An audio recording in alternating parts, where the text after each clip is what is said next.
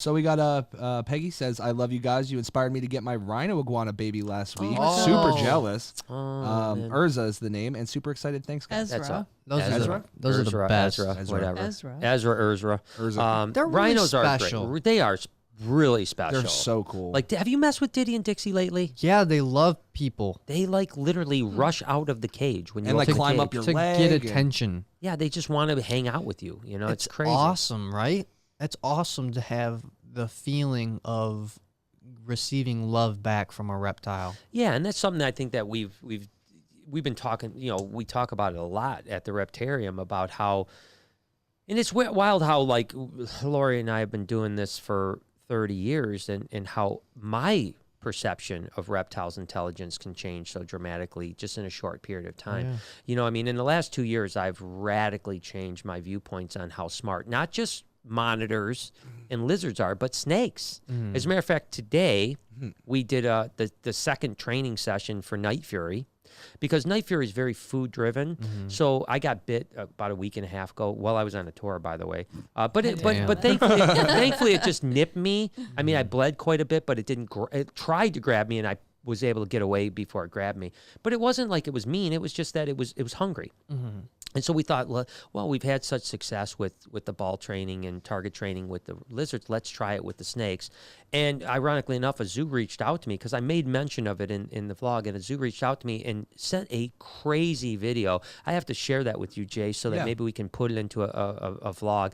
And they literally, with a rattlesnake, go in with a ball. Now, this is crazy. They go in with a ball on a stick with a rattlesnake. The rattlesnake comes out, follows the ball. Then they actually, once it touches the ball, they put a frozen mouse out. It bites the frozen mouse. Then get this. There's a cup on a stick. They put the frozen mouse in the cup on the stick, and it goes in the cup and gets the mouse.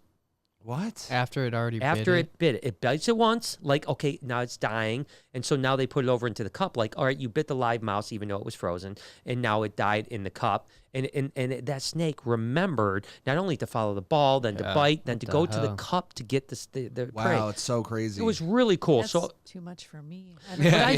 but all I want to do with Night Fury is to just basically say, hey, this ball means there's food, and when you don't see the ball, there's no food. So we did it the first time about a week ago, and he followed the movement of the ball. Yeah. You know, today I opened up the cage, showed him the ball, constricted the ball. Yeah, bit like the ball, immediately. bit the ball and constricted it. It was crazy. Yep, I mean, bit the ball and I mean, constricted he it. is a retic, and He is they a retic, are yeah. one of the higher intelligent snakes. So now I've got to figure out, how do I get him to follow the ball and not attack it? Lightning quick reflexes. Yeah, that's probably it. Yeah, but then you're kind of avoiding what you're point. trying to. The point is Of you the want him touch. to, right. You want him to touch it without biting it before.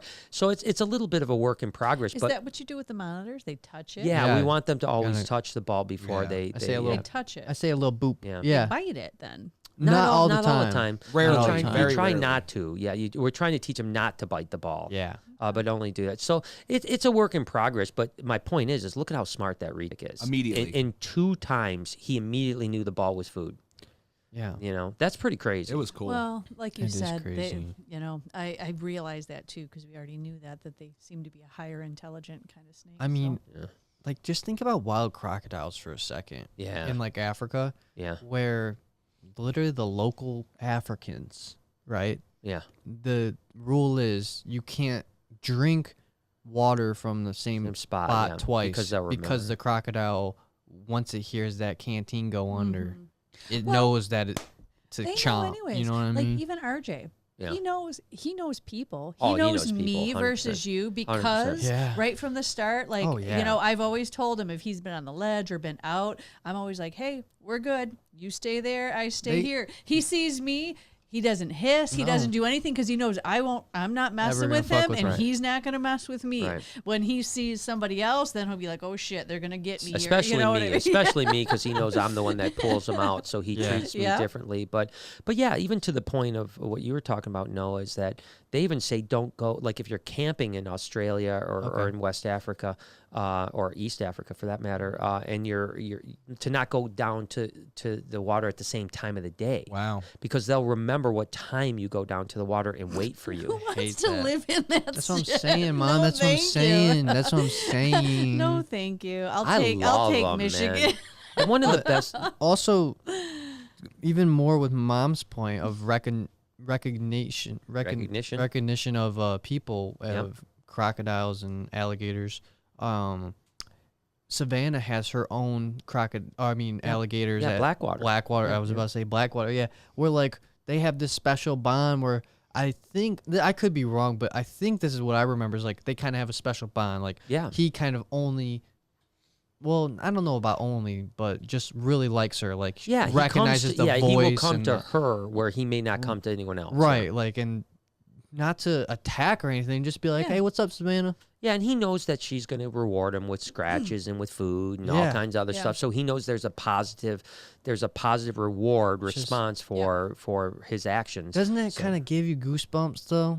Yeah, well, they're super smart. You know, I mean, that's the thing about it. You know, it doesn't take long for so many of these animals, and we've seen this at the Reptarium now. Yeah. You know, we're going to have to start working on that with Matilda.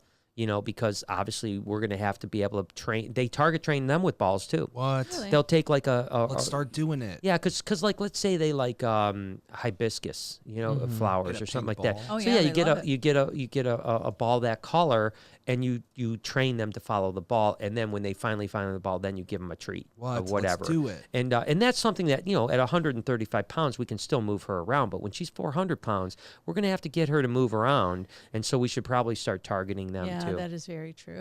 You know, and I mean, but we've been seeing across the board with these animals at the Reptarium how quickly they adapt to training.